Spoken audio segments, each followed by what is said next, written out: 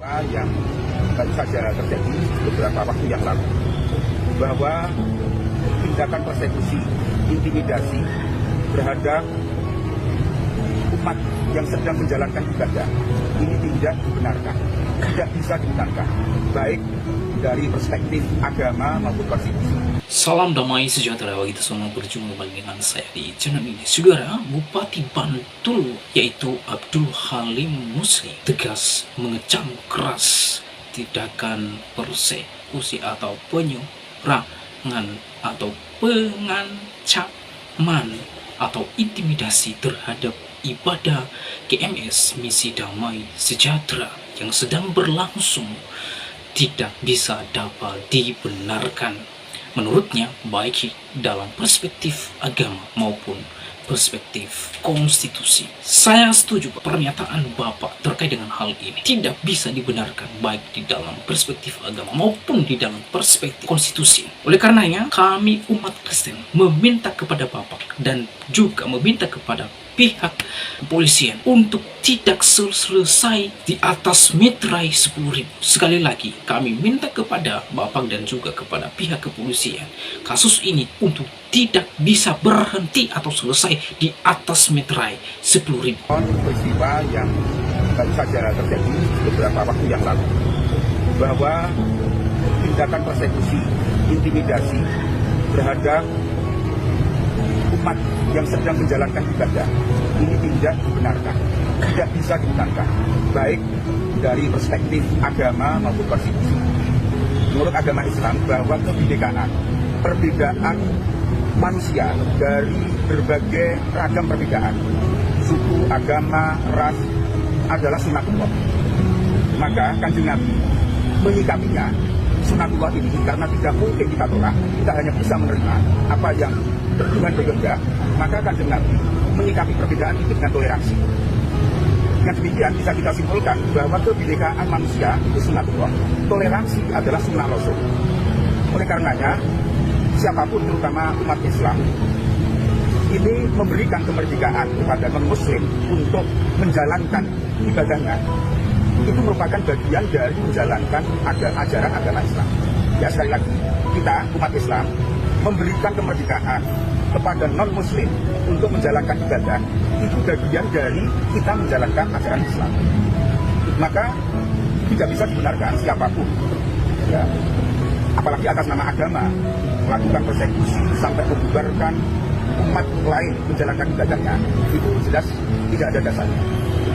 Lalu yang kedua adalah perspektif konstitusi jelas bahwa Undang-Undang Dasar 1945 pasal 29 ayat 2 ya, menegaskan bahwa negara menjamin tiap-tiap penduduk untuk memeluk agamanya masing-masing dan untuk beribadah menurut agamanya dan kepercayaannya. Pembubaran ibadah ya dilakukan oleh salah satu ormas yang bernama Front Jihad Indonesia.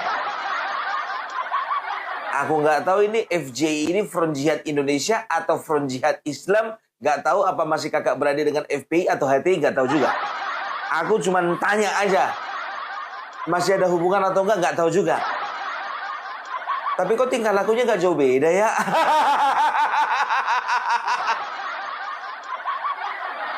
Aku mau tahu, kalau dia datang ke gereja itu selain dari hari Minggu, mau atau enggak?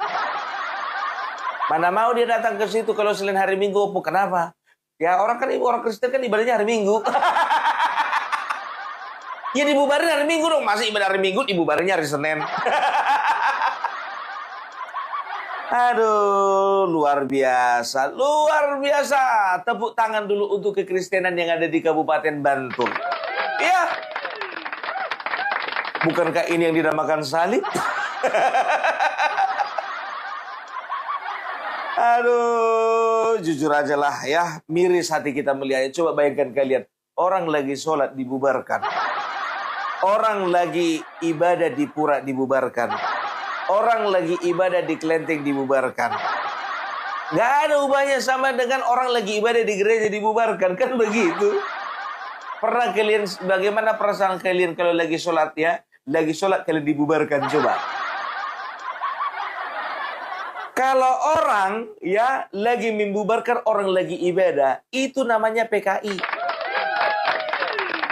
Sama dengan PKI. Karena apa? Kita bisa lihat di film-film ya, bagaimana ya ulama, bagaimana orang-orang Islam, bagaimana orang-orang lagi ibadah dijemput paksa bahkan dibantai. Kejadiannya di mana? Aku nggak tega menyebutkan kejadiannya di mana. Yang penting ada. Lah, apa bedanya umat Kristen dengan umat Islam? Apa bedanya umat Hindu dengan umat Islam? Apa bedanya umat Buddha dengan umat Islam? Kan begitu. Kalau orang ya berbuat seperti itu kepada umat Islam dikatakan PKI, berarti begitu juga. Kalau ada yang berbuat demikian kepada umat Kristen, berarti itu juga bisa dikatakan dengan PKI. Begitu. Ini kejadiannya, dilihat ya, perhatikan.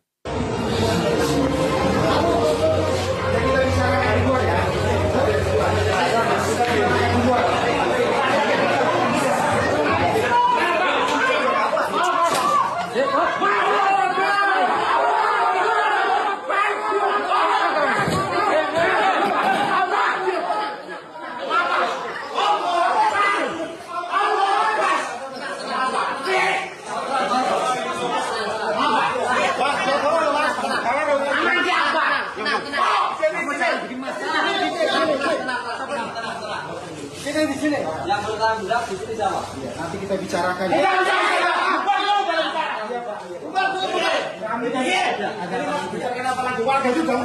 Ada panitia yang bisa diaturkan.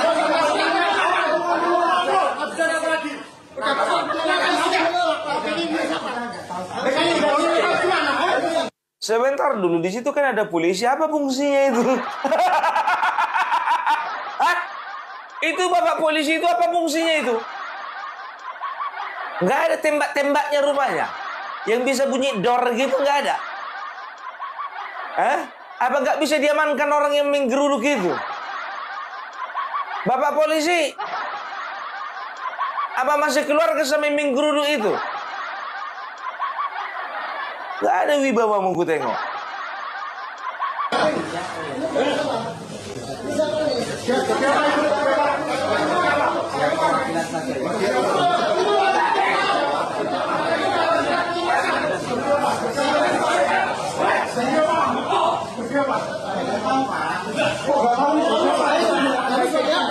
Saya juga warga di sini.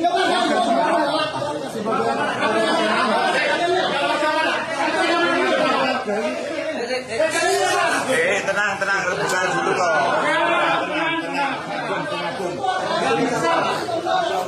Jangan dibilangin nggak boleh buka orang. Kan mereka yang mulai.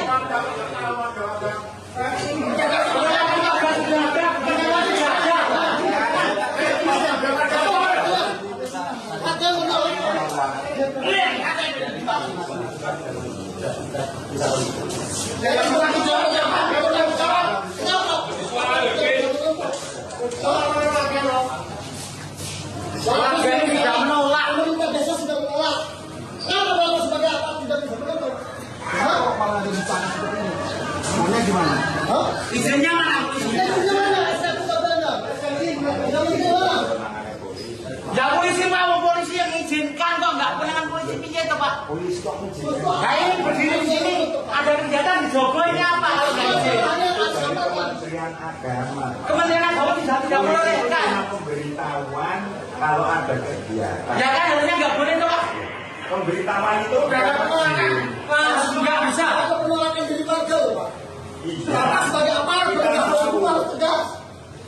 Itu kan perizinan bukan di kepolisian, Pak. Benar Pak Ujian baru polisian, tapi kan polisi juga mengizinkan kalau nyatanya berdiri di sini semua sampai. Kalau tinggal apa satu kali 24 tahun saya bakar loh. Apa katanya? Dibakar. Lambemu. Enak tenan bakar-bakar.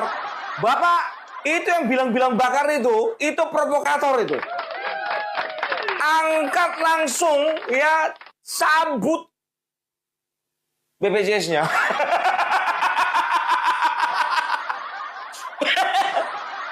Ngomong rak pakai mikir. Gemblung. Itu lagi si jemene gue ngomong pakai masker rawani viral toh.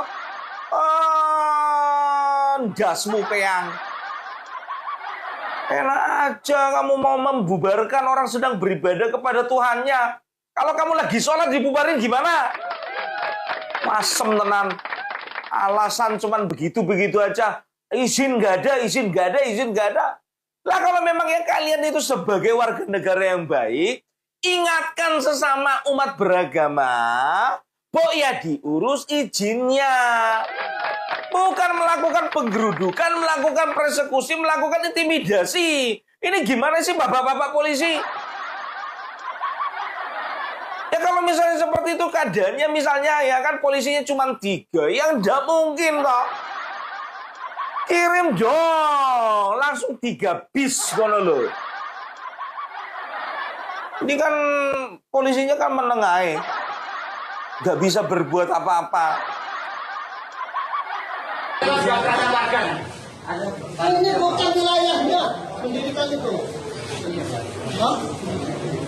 Apa Bapak? Sebagai apa? Ya udah keluarnya masuk sana sampean, lumpuh sana Dan kalian. kamu loh. Rekam, Mbak, rekam. Silakan. Tolong silakan. Bila rekam. Rekam Pak, tapi pakai masker. Pengecut. Rekam Pak, tapi pakai masker. Buka dong maskernya. Biar kelihatan pemberani ngono lho. Masem. Kita tidak takut ya, warga. Oke, tarik dulu. Pak Indrawati, kita mau buka. Bubarkan dulu Pak, baru kita bicara. Kalau nggak bubar kita nggak bicara. Kita bicara. Nggak bisa. Bicara pun tidak warga di sini.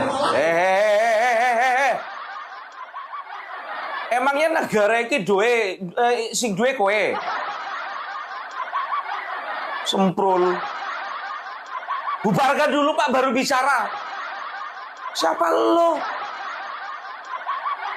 Prajar. Saya lihat Mas, dipakai dari RT. Penanggung jawabnya sih apa Mas? Saya dia di lapangan. Ya di bawah. Kita mediasi.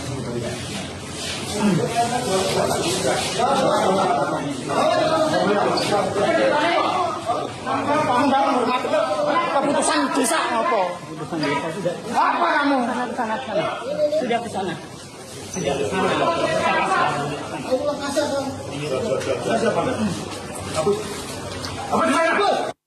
Aku jujur aja ku bilang ya sama kalian. Aku kalau kenal kalian sama YouTuber Nusantara namanya Mahmud ya, sama juga Boy Janet dan juga ada beberapa aku udah ngomong ya. Aku bakalan pindah ke Yogyakarta. Aku bilang begitu. Karena tertarik aku, enak kayak tinggal di Jogja. Tapi kalau kayak gini ceritanya nggak mau lah aku. Apaan coba? Semarang, Salatiga itu termasuk kota-kota yang paling toleran di Indonesia. Sini hai. Padahal bukannya bilang apa dari Bantul ke Salatiga cuma 2 jam.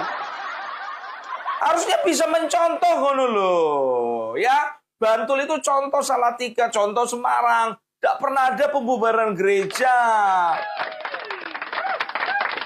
Ya iya, mereka merasa negara ini milik mereka gitu loh. Ini dari mana front jihad apa? Front jihad Islam apa front jihad Indonesia? Sok jago.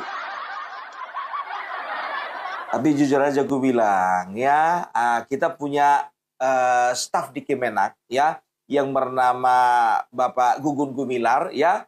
Dia katakan apa? Ya, Bapak, Pak Kapolda minta tolong itu semuanya ditangkapin. Ditangkapin. Lihat ini. Ditangkap aja Pak Kapolda, itu kan sudah melanggar. Betul. Saran saya Pak Kapolda. Ini saya lagi dalam Betul. Udah masuk ke tindak pidana itu Pak.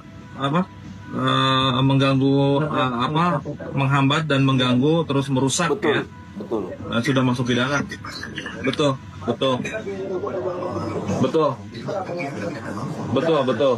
Nanti kami hari Jumat atau hari Sabtu ke Jogja, Pak Kapolda izin. Siap Pak Kapolda. Siap. Kabar-kabari ya Pak Kapolda ya, Pak Jenderal ya. Siap. Siap. Sama-sama. Siap. Siap. Siap. Makasih ya Pak Kapolda. Makasih banyak. Ya, sama-sama. Hari Jumat Bapak Gugun Gumilar akan datang ke Yogyakarta. Jangan sempat dia bikin yang seperti di Tangerang ya. Turun tangan dia biar tahu kalian sikilnya dicopot sendiri. Copot, lepas itu. Gimana Pak Kapolda? Udah datang itu staf khusus itu dari kementerian. Tepuk tangan dulu untuk Bang Gugum Gumilar. Ya, jadi bisa dikatakan ya Indonesia ini bukan tempatnya intoleransi, enggak. Makanya aku bilang, ya mereka mungkin saja berdarah Indonesia, ya, tapi ideologi mereka ideologi HTI. Mereka bukan anak kandung Indonesia. Mereka itu menjelma sebagai orang Indonesia. Tapi sebetulnya nyawa dan jiwa mereka itu jiwa HTI. Masalahnya cuma itu izin.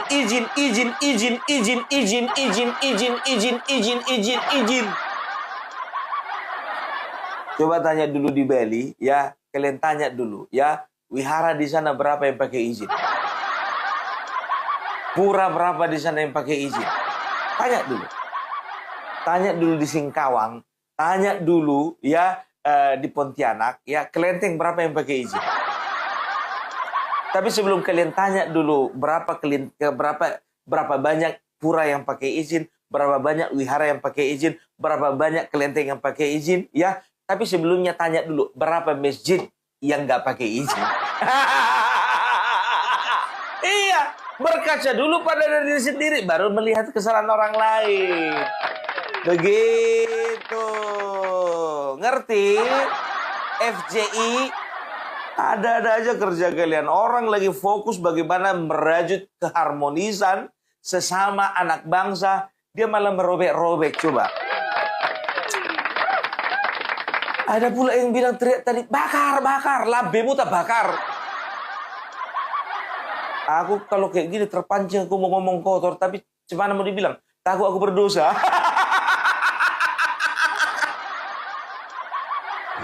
Ya, yang namanya manusia itu perbedaan itu ada, tapi tidak memahami bahwa Allah itu memang menciptakan memang rasnya ya berbeda, agama yang berbeda, asal usulnya juga dari yang berbeda. Jadi sebetulnya perbedaan itu keniscayaan, memang ciptaannya begitu, bukan dia yang paling benar sendiri, enggak. Betul. Kira-kira itu aja. Ya masalah kesadaran aja, pemahaman aja. Kalau dari Pemda sendiri akan mengambil tindakan ya, Ustaz? Apanya? Untuk kelompok kebubaran. Ya bukan wewenang saya kalau itu. Betul. Maksudnya itu aspek yang lain gitu. Wewenang di tempat lain bukan. Pemahaman begini ini diajarkan. Ya. cukup teman-teman. Ini gimana sih wartawan? Masa nanya kayak gituan sama Sri Sultan? Ini perlu dididik juga ini wartawan yang nanya ini. Jadi bagaimana tindakan dari Pak Sultan? Ini udah ranahnya pidana. Lapor sama polisi. Tanyanya sama Kapolda, bukan sama Sultan. Jangan begitulah. Aduh, tapi ya itulah dia. Ya, memang gimana mau kita bilang lagi ya. Berat memang ya sebagai sebagai orang ya yang mempertahankan iman ya di tempat di mana mayoritas imannya berbeda. Tapi ku bilang sama kalian ya, kalau kita berbicara dalam kerangka ya Kebhinneka Tunggal-Ikaan ya, sebetulnya orang-orang seperti itu bukan mayoritas, tapi justru orang-orang itulah yang minoritas. Kenapa? Karena orang yang mayoritas ya adalah orang yang menginginkan cinta kasih, perdamaian, hormat menghormati, menghargai. Mayoritas masyarakat di Indonesia yang itu. Jadi kalau ada orang-orang yang membanggakan ibadah orang lain, itu yang minoritas. Itu minoritas. Makanya gue bilang, Jangan pernah kita takut dengan kaum minoritas seperti itu. Begitu juga sama bapak-bapak di kepolisian. Pak, minta tolong Pak, itu kaum minoritas itu.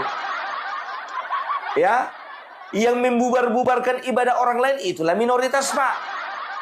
Pasukan bapak kan banyak. Yakin aku Pak. Nggak usah Bapak kerahkan satu polda. Satu polsek aja Pak, kerahkan. Udah selesai orang itu. Selesai. Aku bukannya bilang apa, paling geli, paling jijik, paling muak, paling malas, paling marah kalau ada berita-berita intoleran seperti ini. Jujur aku bilang sama kalian. Jadi tolonglah ya, kalian ini harus sadar ya. Apalagi saudara-saudara saya yang ada di Bantul ya, gandengan tanganlah kalian. Malu kita. Ya, kalian ini kan hidup di era milenial gitu loh ya. Kalian bukan hidup di zaman batu lagi, ya, yang berperang, yang saling saling memusnahkan, yang saling mempertahankan hidup dengan mengorbankan hidup orang lain. Kan nggak begitu lagi gitu loh. Malu sama umat Islam yang lain lah. Tapi yakin aku, jujur aja aku bilang, yang datang itu semua itu nggak ada orang Islam satu, nggak ada. Yakin aku. Itu nggak ada orang Islam itu. Tanya dulu sama yang menggeruduk itu. Kau sholat apa enggak? Yakin aku. Nggak sholat itu. Banyak sekarang preman berkedok agama. Banyak. Sosok membela agamanya. Sosok membela Tuhannya. Sosok membela kitab sucinya. Padahal dia pun juga nggak pernah ngaji. Dia pun juga nggak pernah sholat. Dia pun juga nggak pernah bayar zakat. Banyak kali gayamu. Kalau orang bayar zakat, orang sholat, orang ngaji, orang baca Al-Quran, nggak begitu tingkah lakunya. Nggak begitu. Aku masih ingat ya, salah satu salah satu anggota dari Banser ya, beberapa tahun yang lalu ya, harus mengorbankan dirinya untuk ketika dia itu menjaga ibadah dari orang lain.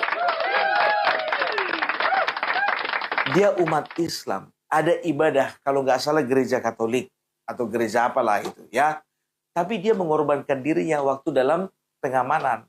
Dia lihat ada sebuah bungkusan yang mencurigakan, dia bawa itu keluar, dia telungkup di tanah, dia korbankan dirinya supaya orang lain yang bukan seiman dengan dia, yang bukan sekepercayaan dengan dia, itu diselamatkan.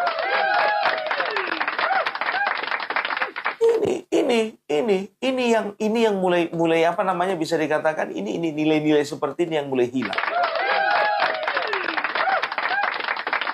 Ya, jadi ya minta maaf ya kalau misalnya kalian tersinggung dengan apa yang disampaikan Opung Parbelak ya, teman-temanku yang di Bantul, tapi ini tidak ada niat untuk menyinggung ya, tapi sekedar ingin mengingatkan kalian ya. Kalian itu tinggal di negara Indonesia, di mana Bhinneka Tunggal Ika, Pancasila, Undang-Undang Dasar 45, ya, dan juga NKRI menjadi 4 pilar kekuatan di bangsa ini. Makanya aku sarankan, ya, Bapak Wakil Presiden, tolong ya Pak ya, kalau dari habis NTT Pak, tolong dulu agendakan Pak, kedatang dulu ke Bantul Pak.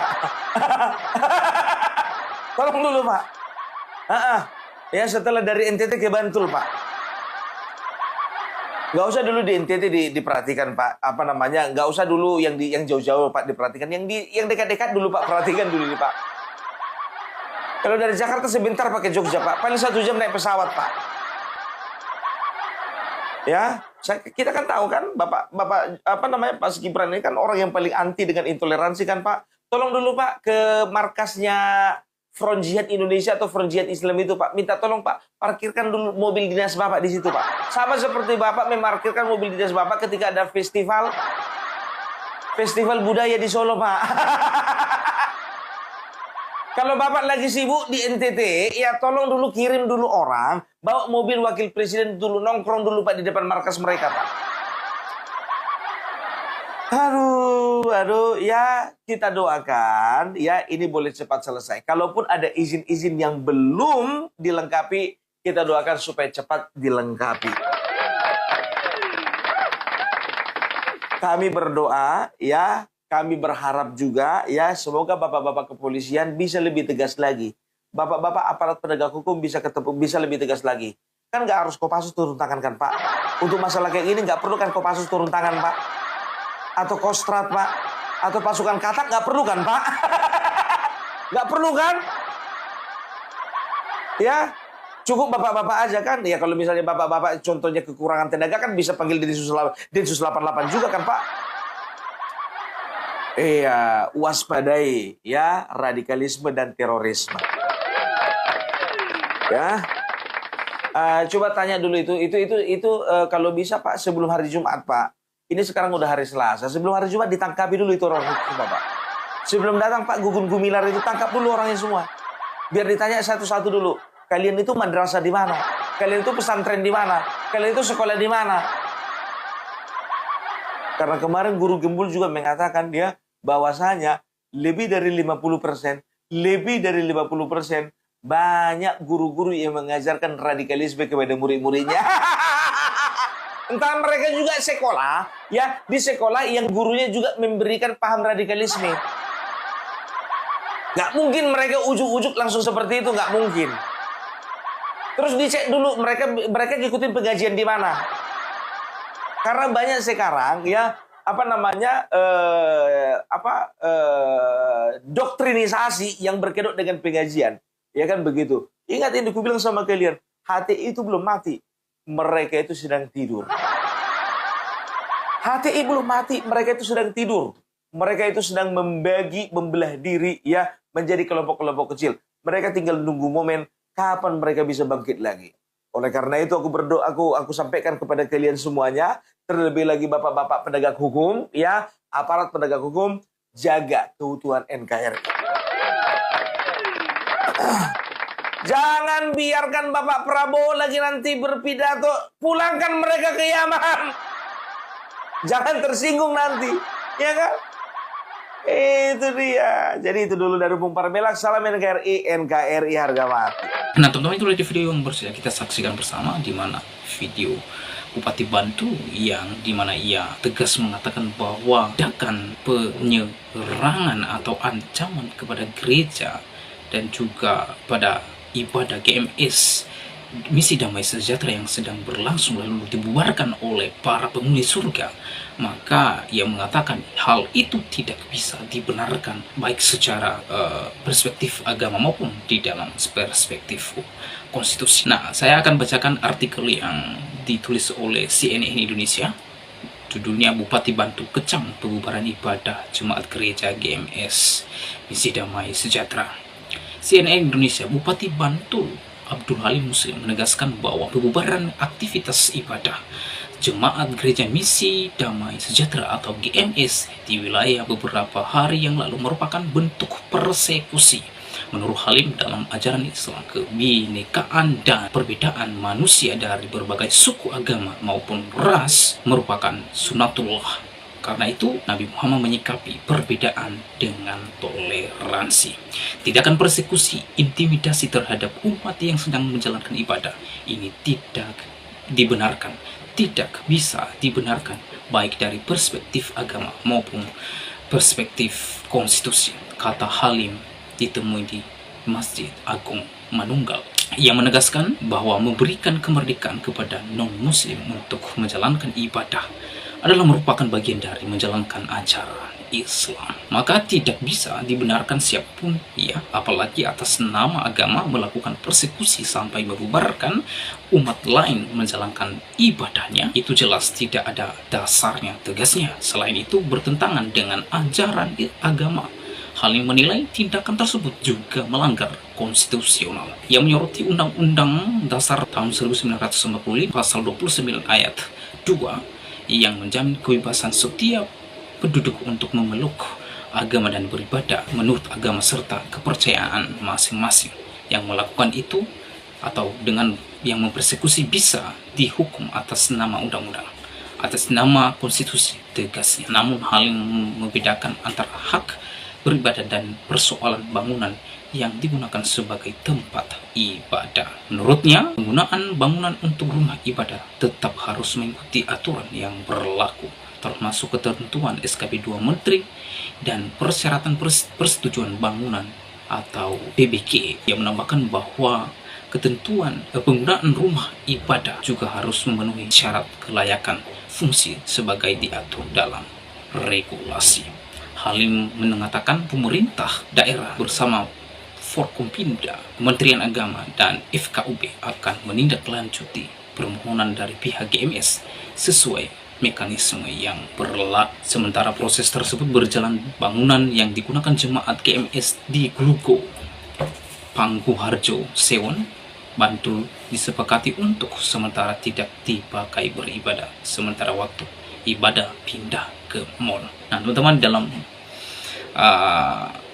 pernyataan Bapak Bupati Bantul itu untuk sementara ini bahwa gereja GMS itu tidak digunakan untuk sementara pindah ibadah ke mall. Nah pertanyaannya, apakah Bupati Bantul dan juga pemerintah setempat membantu memfasilitasi tempat rumah ibadah yang ketika diadakan di mall, atau ada sumbangsi terkait dengan biaya?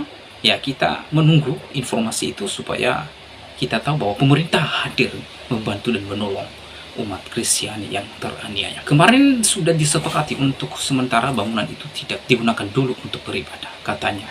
Lebih jauh, Halim menekankan bahwa peristiwa itu menjadi pengingat bahwa bangsa Indonesia harus terus belajar memahami kebinekaan sebagai keniscayaan. Ia pun mengingatkan masyarakat, khususnya umat Islam di Kabupaten Bantul, agar terus menjaga toleransi dalam kehidupan bermasyarakat. Himbauan ini ya boleh menghimbau, tetapi saya mau supaya Bupati Bantul ini yang menegaskan secara tegas bahwa masyarakat yang di sekitar harus memiliki hati untuk mengasihi dan toleran terhadap agama lain. Tidak seenak jidat mereka masuk dalam gereja, mengubarkan dan melakukan sesuai dengan otaknya. Nah ini yang tidak bagus ya.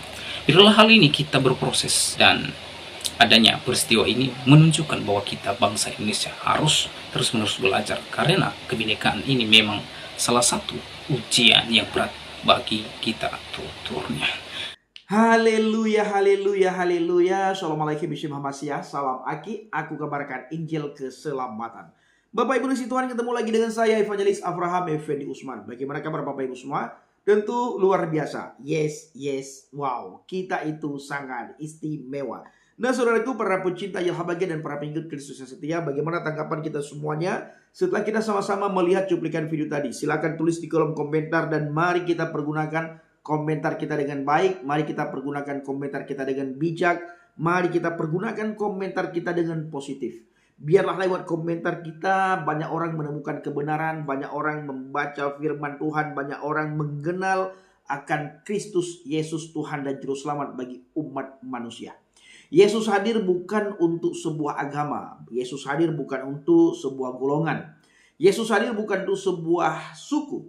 Tetapi Yesus hadir untuk semua umat manusia, untuk semua suku, untuk semua golongan, untuk semua ras, dan untuk semua agama. Maka firman Tuhan mengatakan di bawah kolong langit ini tidak ada nama yang bisa menyelamatkan umat manusia selain di dalam nama Yesus. Jadi ketika seseorang menerima Yesus Kristus sebagai Tuhan dan Juru Selamat dalam hidupnya, apapun agamanya, apapun sukunya, orang itu pasti selamat Bapak Ibu.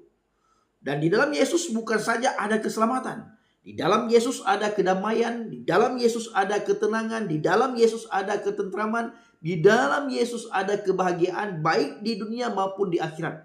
Karena Dia adalah Raja Shalom. Kenapa saya katakan baik di dunia maupun di akhirat? Karena semasa di dunia ini, orang-orang yang percaya kepada Yesus Kristus, orang itu tidak akan was-was akan hari esok. Tidak akan was-was akan masa depan. Tidak akan was-was akan masa yang akan datang setelah meninggalkan dunia ini. Kehidupan yang akan datang setelah meninggalkan dunia ini. Karena di dalam Yesus ada keselamatan, dan pasti selamat terhadap orang-orang yang percaya kepada Yesus. Karena jaminan yang diberikan oleh Yesus kepada setiap orang adalah pasti selamat. Jadi Yesus menjamin kepada semua orang yang percaya kepadanya untuk mendapatkan hidup yang kekal di sana nantinya. kita tidak akan mendatangi neraka, kita tidak akan masuk ke dalam neraka, kita tidak akan mencicipi neraka karena kita sudah percaya kepada Yesus Kristus, Bapak Ibu.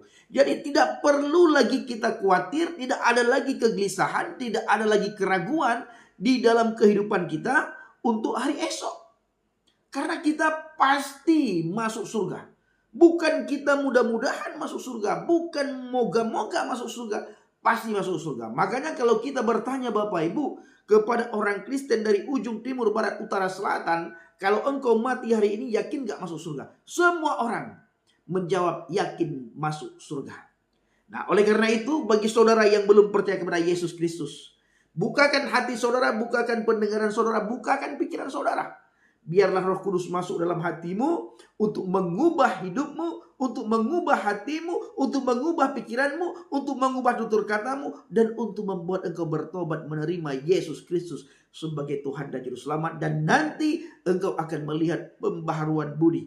Karaktermu berubah, hidupmu berubah. Engkau tidak akan lagi suka mengganggu ibadah orang lain. Engkau tidak akan lagi terpengaruh dengan keyakinan orang lain. Engkau tidak akan lagi terpengaruh dengan iman orang lain. Maka orang Kristen, Bapak Ibu, ketika mendengar agama manapun, mendengar iman manapun, melihat ibadah manapun, tidak lagi terpengaruh dan tidak pernah terpengaruh. Kenapa? Karena orang Kristen sudah memiliki keyakinan yang kokoh.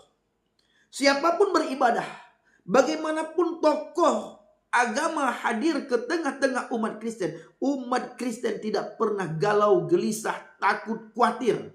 Karena orang Kristen sudah memiliki keyakinan yang kokoh dan orang Kristen sudah diberikan kepastian keselamatan oleh Yeshua HaMasiah.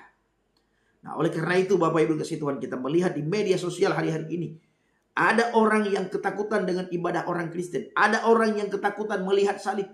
Ada orang ketakutan melihat gereja. Ada orang ketakutan melihat orang beribadah. Ada banyak orang ketakutan ketika melihat anak-anak Tuhan berkumpul memuji Tuhan. Kenapa? Karena mereka imannya itu iman yang tidak pasti. Imannya tidak kokoh. Imannya tidak kuat, Bapak Ibu. Pondasi imannya itu tidak kuat. Dan tidak siap ketika melihat ada orang yang tidak seiman, seagama, seakidah dengannya hadir di tengah-tengah mereka beribadah.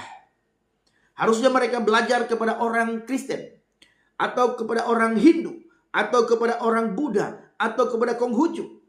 Di mana Hindu, Buddha, Kristen, Konghucu mendengar iman mereka, mendengar akidah mereka 1 hari semalam berapa kali, tetapi tidak pernah terpengaruh sedikit pun. Kenapa? Karena sudah memiliki keyakinan yang kokoh. Sudah ditanamkan firman Tuhan. Apalagi kami orang Kristen sudah ditanamkan firman Tuhan. Sudah ditanamkan kasih oleh firman Tuhan di dalam setiap hati orang Kristen. Jadi orang Kristen yang sudah benar-benar percaya kepada Yesus, orang Kristen yang benar-benar tinggal dalam firman, masa hidup di dunia ini mendapatkan kebahagiaan, mendapatkan ketenangan, mendapatkan ketentraman. Dan mati nantinya tidak lagi khawatir. Kalau sudah meninggalkan dunia ini kemana, tempatnya di mana, berada di mana, mendatangi nerakakah, masuk nerakakah, mencicipi nerakakah, atau bagaimanakah, tidak pernah lagi khawatir. Karena sudah memiliki keyakinan yang kokoh. Sudah memiliki keyakinan yang pasti. Sudah memiliki kepastian keselamatan. Bukan moga-moga selamat, bukan mudah-mudahan selamat, tetapi orang Kristen yang benar-benar tinggal di dalam Kristus pasti selamat. Saya sering bilang Bapak Ibu, bagi orang Kristen surga itu pasti, tetapi neraka mudah-mudahan. Cuma Bapak Ibu kasih Tuhan, bagi orang di luar kekristenan, surga mudah-mudahan, neraka itu pasti. Saudara pilih yang mana? Surga mudah-mudahan atau neraka pasti? Saudaramu pilih surga pasti atau neraka mudah-mudahan? Ya tentu Bapak Ibu, tidak ada orang yang ingin masuk neraka. Semua orang ingin masuk surga. Tapi tidak semua orang yang bisa masuk surga. Tidak semua orang bisa masuk surga. Kecuali orang-orang yang percaya kepada Yesus Kristus sebagai Tuhan dan Juru Selamat. Karena Yesus berkata, Ana tariq wal haq wal hayah. La ahadan yadhhabu ilal abi illal bi. Akulah jalan dan kebenaran dan hidup. Tidak ada seorang pun yang datang kepada Bapa kalau tidak melalui aku. Terima kasih. Bapak Ibu, saya mengucapkan terima kasih banyak kepada saudara yang selalu mendukung pelayanan Habaget, baik melalui doa, dana, motivasi, maupun support saudara semuanya. Maupun nasihat-nasihat yang saudara berikan kepada saya bersama dengan Bang JDP. Maupun dorongan-dorongan yang saudara berikan kepada saya bersama dengan Bang JDP. Support saudara, doa saudara itu sangat berarti, sangat berguna, dan sangat bermanfaat, dan sangat kami butuhkan ketika kami pelayanan di ladang Tuhan, terutama sekali di pedalaman-pedalaman, khususnya di pedalaman Mentawai. Dan bulan 7 nanti Bapak Ibu, saya bersama dengan Bang JDP kembali penginjilan di pedalaman Mentawai untuk memfollow up kembali mereka yang sudah kembali kepada Kristus. Kita follow up dan kita masuk ke dusun-dusun lain lagi, dusun di mana sudah banyak pemuda-pemudi Katolik yang sudah dimukalafkan. Kita masuk ke sana untuk menjangkau kembali mereka yang sudah dijangkau oleh pekerja asing Bapak Ibu, supaya mereka mengenal Kristus sungguh-sungguh di dalam Kristus dan mengalami Kristus di dalam kehidupan sehari-hari. Dan puji Tuhan, sudah banyak sekali mukalaf di pedalaman Mentawai kembali kepada Kristus lewat kesaksian kita bersama dengan Bang JDP, lewat pelayanan kita bersama dengan Bang JDP dan hamba-hamba Tuhan yang lain. Dan puji Tuhan Bapak Ibu, berkat doa, dukungan, support Bapak Ibu semuanya, pelayanan kita benar-benar hebat, benar-benar dahsyat ya. Saya mengalami hal yang luar biasa bersama dengan JDP di pedalaman Mentawai. Kita melihat Bapak Ibu, benar-benar tuayan itu kita tuai.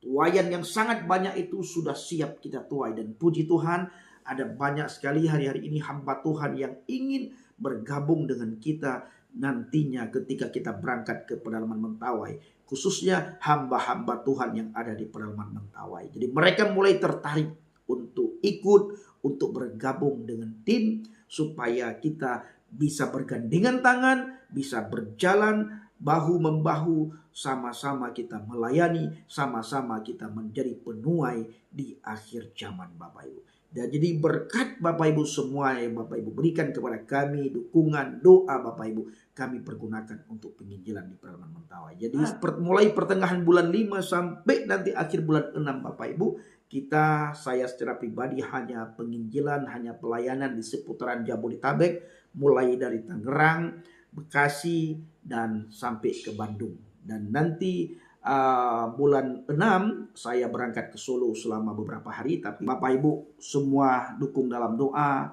terhadap apa yang kita lakukan. Jadi saya bersama dengan JDP mengucapkan terima kasih banyak kepada saudara yang selalu mendukung pelayanan. Terima kasih. Shalom alaikum bishim hamasiah. Salam aki. Aku kabarkan Injil keselamatan. Bapak Yahweh bishim Adonai Yeshua Hamasiah. Ruah Kudus memberkati kita semua. Haleluya. Amin. Salam murtadin. Terima kasih.